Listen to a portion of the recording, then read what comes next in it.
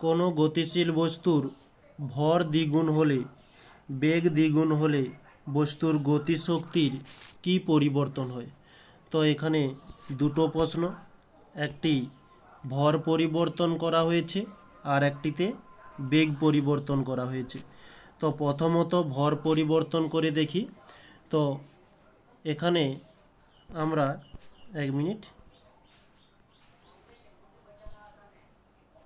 এখানে আমরা ফার্স্ট ক্ষেত্র এবং সেকেন্ড ক্ষেত্র দেখে নেব।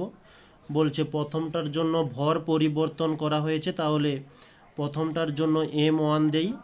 প্রথমটার জন্য m1 ছিল m, তো দ্বিতীয়টার জন্য m2, যেহেতু ভরকে দ্বিগুণ করা হয়েছে তাই এটি হয়ে যাবে 2m। এবং গতিশক্তি কীরূপ হবে? তাহলে গতিশক্তি এখানে E1 ছিল হাফ m1 ভি স্কোয়ার, আর m1 এর মান হচ্ছে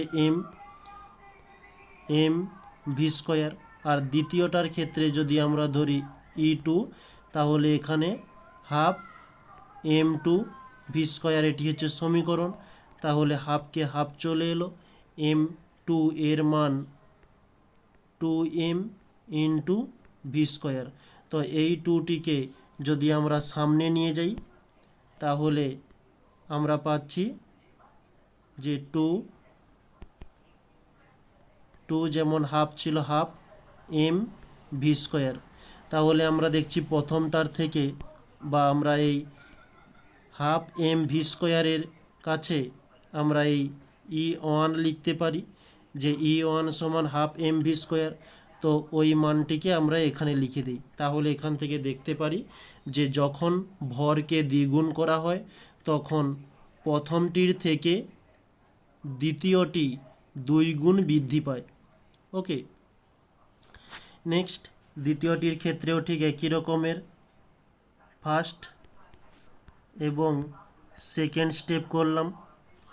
তো প্রথমটার দ্বিতীয়টির জন্য বলছে বেগ দ্বিগুণ করা হয়েছে, তাহলে v1 সমান v, এটা দ্বিতীয়টির ক্ষেত্রের জন্য v2 সমান 2v। ওকে, এটা হচ্ছে পরিবর্তনের আগের মুহূর্ত, এটা পরিবর্তনের পরের মুহূর্ত। তাহলে এখানে সমীকরণটি E1 সমান হাফ m v1 স্কোয়ার, আর v1 এর মান কি, যে v ধরেছি আমরা, ভি স্কোয়ার চলে এলো। আর এদিকে ঠিক একই রকমের E2 দ্বিতীয়টির জন্য নির্ণয় করছি, তাই E2 দিলাম, E2 half m v2 square. তো এখানে v2 এর মান যেটি নির্ণয় হয়েছে 2v এর হোল স্কোয়ার।